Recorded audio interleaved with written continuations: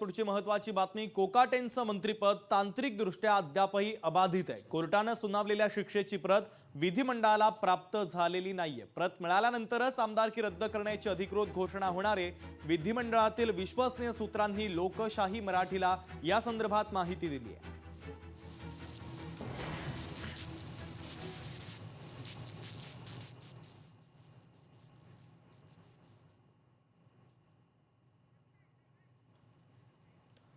पुढची महत्त्वाची बातमी आपण पाहूयात. धनंजय मुंडे तातडीनं दिल्लीमध्ये दाखल झालेले आहेत. धनंजय मुंडे यांची मंत्रिमंडळामध्ये वापसी होणार का, या संदर्भातल्या चर्चा या निमित्तानं आता सुरू झाल्यात.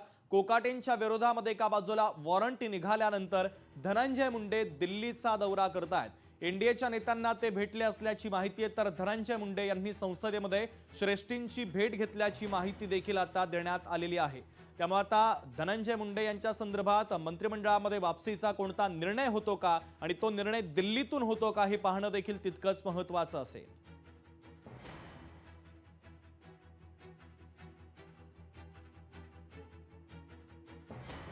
महत्त्वाची बातमी. राष्ट्रवादीच्या वतीनं मुंबई महापालिकेची जबाबदारी ही मलिकांकडे देण्यात आली आहे. महायुतीसोबतच्या चर्चेसाठी समन्वय समितीची शक्यता आहे. तर महायुतीसोबत चर्चा करण्यासाठी मात्र आता एक समन्वय समिती स्थापन होण्याची शक्यता आहे.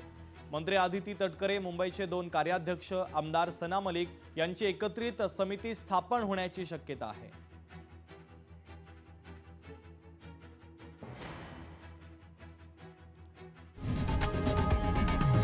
लोकशाही मराठी ऐका, पहा, जागरूक रहा.